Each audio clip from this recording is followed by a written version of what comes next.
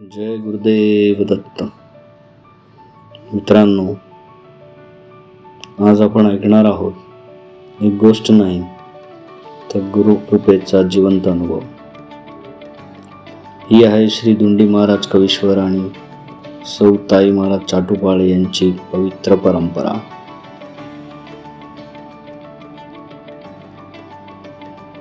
महाराष्ट्राच्या या पवित्र भूमीत दुंडी महाराज कवीश्वर नावाचे एक थोर संत होऊन गेले.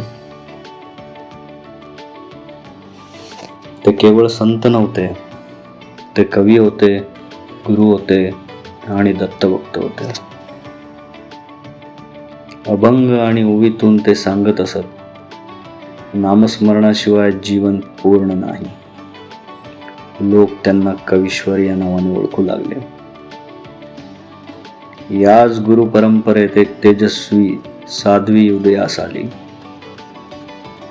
सौ ताई महाराज चाटुपाळे.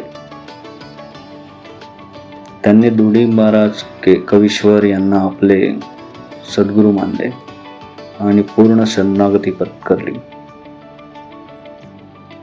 त्या फार बोलत नसत, पण त्यांची उपस्थितीच भक्तांना शांत करत असे. दुःख, आजार, संकट घेऊन आलेल्या भक्तांना त्या देत असत धीर, श्रद्धा आणि दत्तकृपा. गुरूंच्या आज्ञेने आणि दत्तकृपेने जालना येथे श्री दत्त आश्रमाची स्थापना झाली. हा आश्रम म्हणजे फक्त एक जागा नव्हे, तो होता साधनेचा आश्रय आणि भक्तीचे केंद्र. इथे नाम जप, भजन, आरती आणि अन्नदान हे सर्व श्रद्धेने होत राहिले.